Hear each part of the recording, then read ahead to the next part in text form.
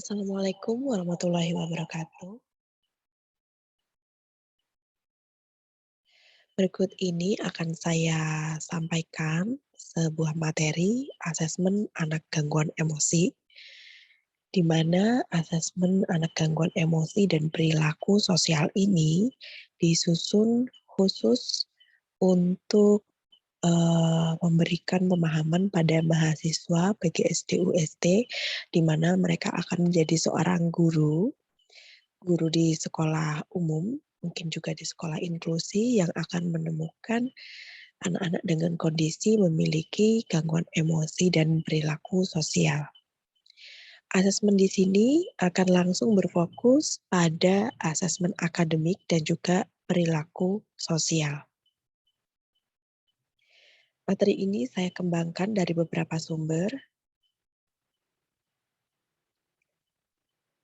dan saya susun berdasarkan pemahaman dan juga pengalaman saya dalam mendampingi siswa yang mengalami gangguan emosi dan perilaku sosial. Sebelumnya kita pelajari terlebih dahulu tentang konsep asesmen. Yang pertama, asesmen memiliki pengertian sebagai proses sistematis untuk mengumpulkan data dan informasi tentang potensi, hambatan, dan kebutuhan belajar anak untuk menyusun program pembelajaran yang sesuai.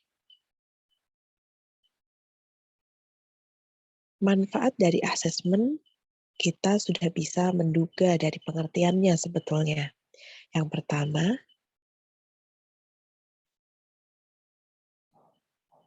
mengetahui sejauh mana perkembangan anak, mengetahui letak hambatan anak, mengetahui kebutuhan anak, dan hasil dari asesmen akan digunakan sebagai dasar penyusunan program pembelajaran yang sesuai dengan kebutuhan belajar anak.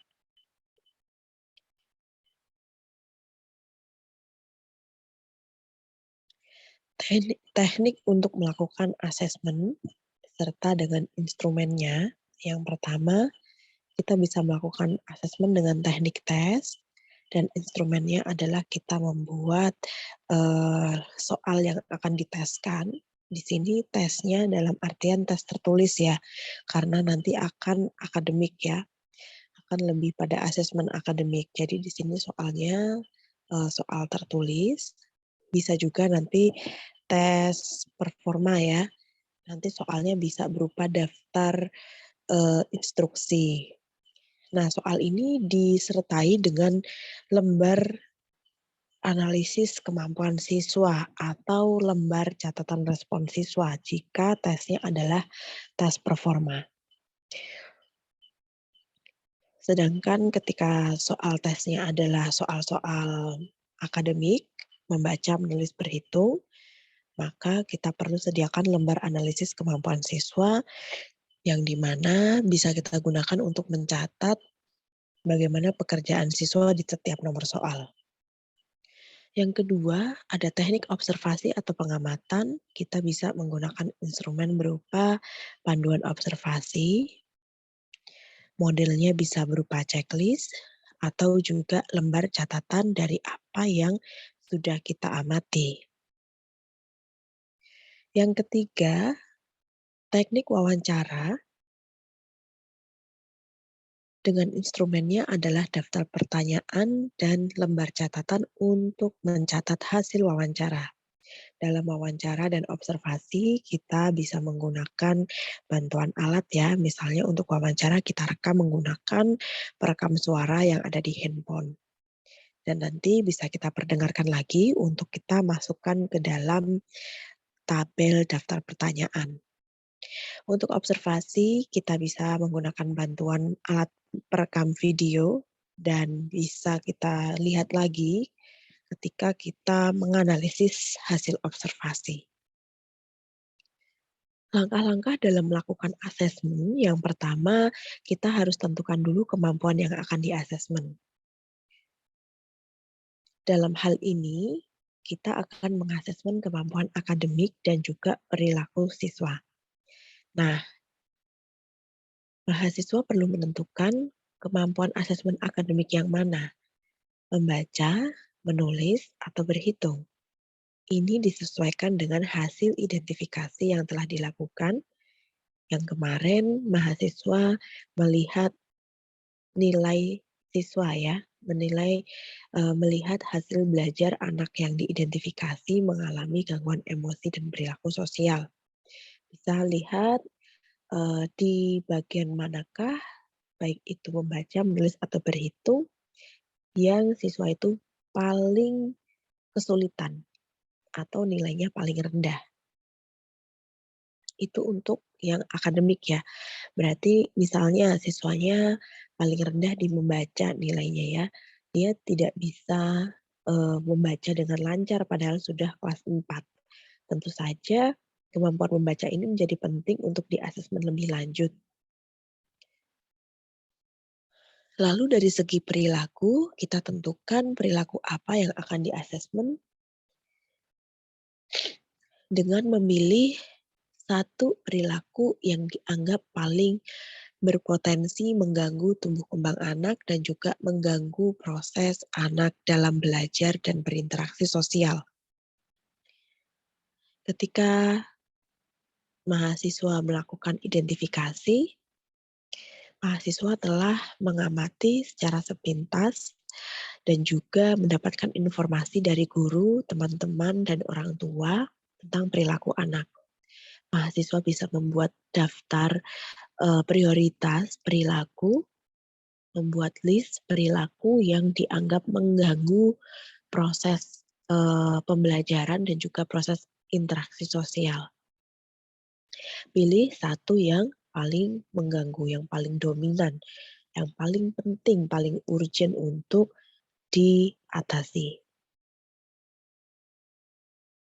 Setelah menentukan kemampuan yang akan di-asesmen tersebut, kita memilih teknik asesmen apa yang akan kita lakukan.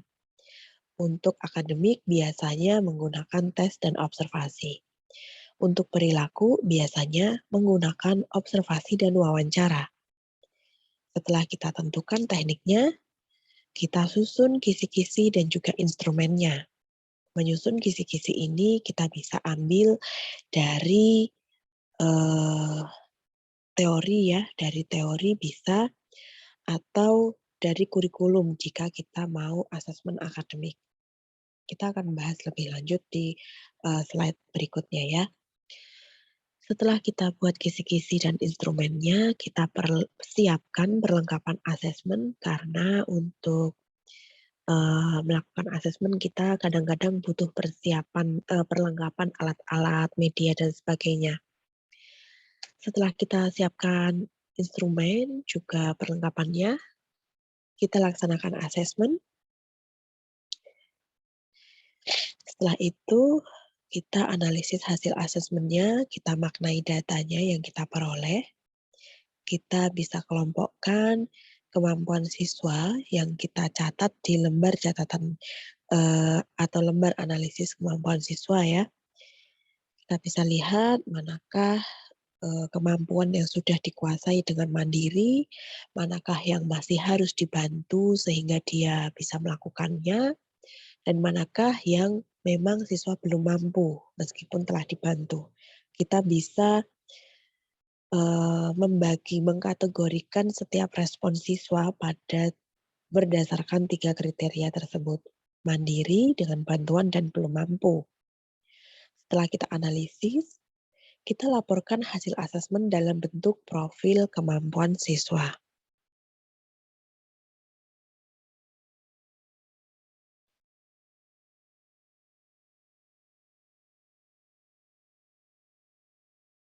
Bagan ini memberikan pemahaman bahwa yang akan kita lakukan dalam asesmen anak hambatan emosi dan perilaku sosial ada 2 hal secara khusus ya. Yang pertama adalah asesmen akademik, yang kedua asesmen perilaku. Dalam asesmen akademik, kita akan melihat bagaimana penguasaan membaca, menulis, berhitung, dan ini bisa dilakukan dengan asesmen berbasis kurikulum, atau kita membuat instrumen asesmen berdasarkan teori kemampuan dasar membaca, menulis, berhitung. Untuk asesmen perilaku, Kita pilih satu perilaku yang perlu ditangani, yaitu perilaku yang paling berdampak negatif bagi anak dan lingkungan, dan teknik untuk asesmennya adalah wawancara orang sekitar siswa yang mengetahui kondisi siswa, ditambah pengamatan lebih lanjut terhadap perilaku tersebut.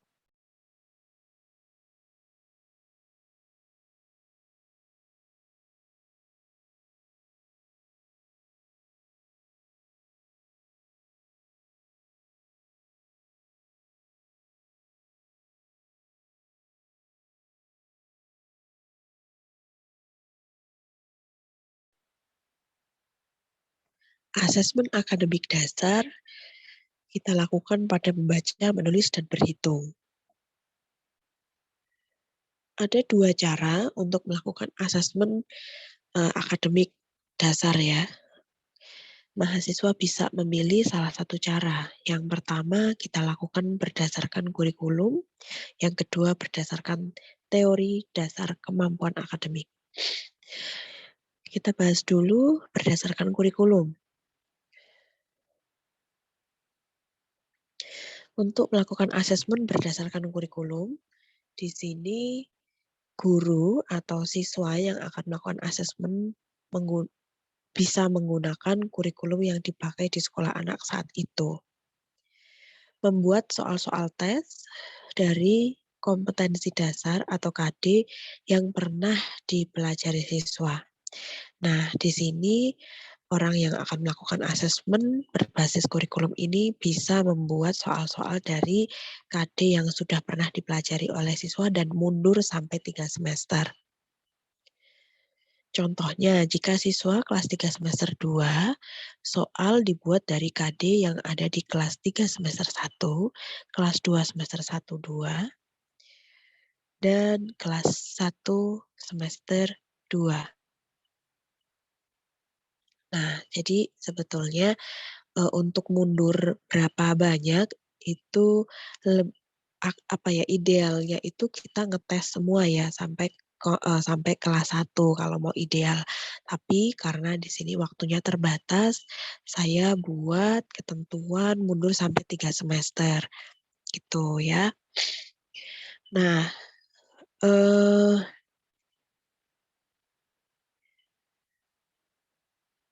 sampai 4 semester juga sebetulnya nggak masalah ya, asal nanti teman-teman, menyusun soalnya itu 1 KD kan 1 soal. Nah, di sini, nanti perlu diperhitungkan berapa banyak jumlah soal berdasarkan KD-KD yang ada, dan kita lihat siswa tersebut kelas berapa juga ya. Jadi waktu implementasinya, waktu kita ngetes dengan soal-soal itu, usahakan siswanya tidak terlalu lelah dalam mengerjakan soal. Nah, bisa jadi karena nanti soalnya banyak, tesnya bisa 2 kali ya. Misalnya soalnya ada 40, siswanya duduk di kelas 5, kita bisa berikan 1 sampai 20 itu di sesi pertama, soal nomor 21 sampai 40 itu di sesi kedua. Sesi pertama dan kedua boleh dilakukan di hari yang berbeda. Jadi usahakan ketika siswa mengerjakan soal ini merasa rileks, tidak tegang, dan dia percaya diri. Supaya nanti dia bisa mengeluarkan potensi terbaiknya dalam mengerjakan soal. Cara menyusun instrumen untuk asesmen berdasarkan kurikulum ini, yang pertama, kita perlu membuat kisi-kisi instrumen terlebih dahulu. Setelah itu, membuat lembar soal yang akan dikerjakan oleh anak dan membuat lembar analisis jawaban siswa. Kisi-kisi instrumen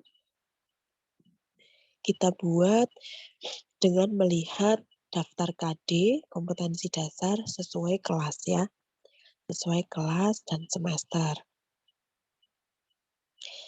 Nah, daftar KD ini bisa dilihat di link ini. Nanti silakan diklik saja, akan keluar file. Di situ isinya adalah KIKD Kurikulum 2013. Nanti silakan pilih misalnya ingin mengasesmen kemampuan membaca. Maka cari KD kemampuan bahasa Indonesia, KD misalnya untuk kelas 3 ya. Kelas 3 siswanya kelas 3 dan dia ada di semester 2 dan, eee, paling sulit untuk membaca. Berarti kita akan membuat kisi-kisi dengan melihat KD Bahasa Indonesia kelas 3 semester 1. Nah, lalu kelas 2 semester 1, 2 gitu ya. Ambil KD-KD tersebut dan buat soal 1 KD bisa hanya 1 soal. Kisi-kisi tersebut nanti ada contohnya ya, ada tabel contohnya untuk membantu, eee, menselaraskan apakah setiap KD sudah kita buatkan soal yang sesuai.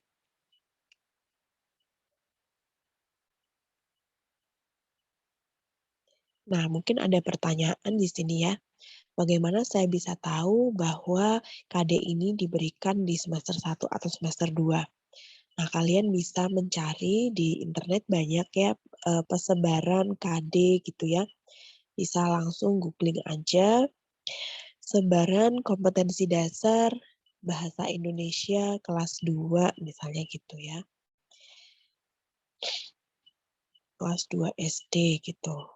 Nanti akan keluar, banyak website-website bertema pendidikan yang mengupload sebaran KD di semester 1 dan 2 untuk berbagai jenjang kelas. Kalian bisa pilih berdasarkan kondisi anak yang mau di-asesmen ya. Oke, jadi memang kita harus, mengetahui kompetensi dasar apa saja yang sudah pernah dipelajari oleh si anak. Jika ada pertanyaan, kenapa siswanya kelas 3 semester 2 tapi soalnya dibuat dari KD yang ada di kelas 3 semester 1? Iya, karena asumsinya adalah di semester 2 siswa ini masih mempelajari ya. Jadi kalau misalnya siswanya belum menguasai itu ya masih wajar lah karena dia masih belajar, masih mencoba memahami ya. Maka kita, coba untuk cari tahu lebih lanjut bagaimana sih siswa, menguasai KD-KD yang ada di semester-semester sebelumnya. Oke, sekarang cara yang kedua berdasarkan teori dasar. Keterampilan membaca, menulis, berhitung terdiri dari komponen-komponen kemampuan yang harus dikuasai oleh anak. Misalnya, dalam membaca, anak harus tahu mengenal bentuk dan bunyi huruf, lalu anak dapat mengeja. Ada tahapan-tahapan dalam membaca, menulis, dan berhitung. Ada kemampuan-kemampuan yang menjadi bagian dari kemampuan membaca, menulis, dan berhitung. Jadi, eee, kalau kita mau mengasesmen akademik dasar ya, Calistung ini pakai teori kemampuan dasar membaca, menulis, berhitung itu juga bisa ya. Nanti kita akan menggunakan teknik tes dan pengamatan untuk mengetahui apakah anak menguasai setiap tahapan keterampilan belajar dalam membaca, menulis, dan berhitung. Cara membuat instrumen, pertama kita buat kisi-kisinya. Kisi-kisinya ini tentu saja dari teori ya, jadi kita harus nemuin dulu, kemampuan membaca, menulis, dan berhitung itu terdiri dari kemampuan apa saja di dalamnya. Nah, ini kita harus cari dulu nih, baru kita buat kisi-kisi ya, dan kita buat lembar soalnya dan membuat lembar analisis jawaban siswa. Kisi-kisi berisi komponen keterampilan Calistung yang bisa didapat dari berbagai sumber sebagai berikut. Ini ada beberapa buku yang terkait dengan asesmen ABK, nanti teman-teman bisa klik sendiri untuk baca e-book-nya. Dan di situ sudah diuraikan kalau kalian, mau asesmen membaca itu apa saja eee, yang perlu dimasukkan dalam instrumen, menulis, berhitung, apa saja yang harus dimasukkan dalam instrumen itu sudah ada di buku-buku ini ya. Nanti silahkan teman-teman baca sendiri dan mencermati. Berikut ada beberapa contoh format instrumen asesmen dengan model berdasarkan kurikulum ya. Yang pertama ini format kisi-kisi asesmen. Nanti pilih aja sesuai kelompok kalian, mau asesmen apa nih, membaca, menulis, atau berhitung. Semuanya sama formatnya ya. Tinggal nanti disesuaikan kelas semester berapa, KD-nya KD berapa, apa gitu ya. KD-nya apa saja, indikatornya apa, nomor butir soalnya apa, berapa, dan instruksi soalnya apa. Nah, kenapa kita perlu buat seperti ini? Karena dengan format seperti ini kita akan lebih mudah untuk melihat apakah antara KD, indikator, dan juga instruksi soal ini sudah sesuai, sudah saling nyambung gitu ya. Kadang-kadang ada yang membuat soalnya itu jauh dari indikator dan KD-nya, seperti itu. Jadi kalau kita buat tabel format kisi-kisinya seperti ini akan membantu kita untuk melihat apakah antara KD, indikator, dan instruksi soalnya sudah sesuai apa belum. Ini nanti KD-nya ya sesuai sebanyak KD di kelas dan semester yang perlu kita teskan ke anak ya. Ingat 1 KD 1 soal ya.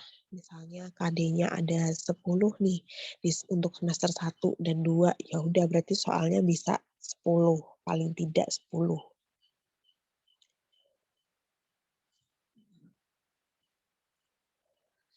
Lalu ini eh, contoh kisi-kisi asesmen akademik yang sudah diisi ya. Kelas 1, semester 1. Nah, ini temanya tidak penting sih sebetulnya ya. Ini saya ambil dari pekerjaan mahasiswa yang sudah jadi di semester lalu.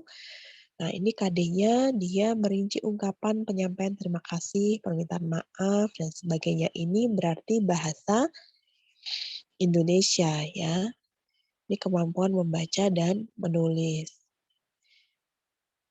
Nah, indikatornya di sini 381. Nah, ini ternyata KD 38 ini diajarkan di semester 1 kelas 1. Nah, kadang-kadang persebarannya itu memang tidak urut ya.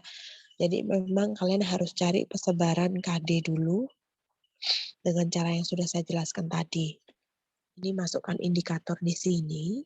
Ini indikator juga dibuat oleh mahasiswa ya. Dan ini nomor soalnya nomor berapa dan masukkan instruksi soalnya. Nah, nanti lembar soal itu adalah ini kumpulan instruksi soal yang dimasukkan dalam satu halaman ya. Misalnya ini. Seperti lembar soal pada umumnya, soal-soal ujian semester, seperti itu. Coba nanti teman-teman bisa lihat di link ini ya, sudah ada contoh soal.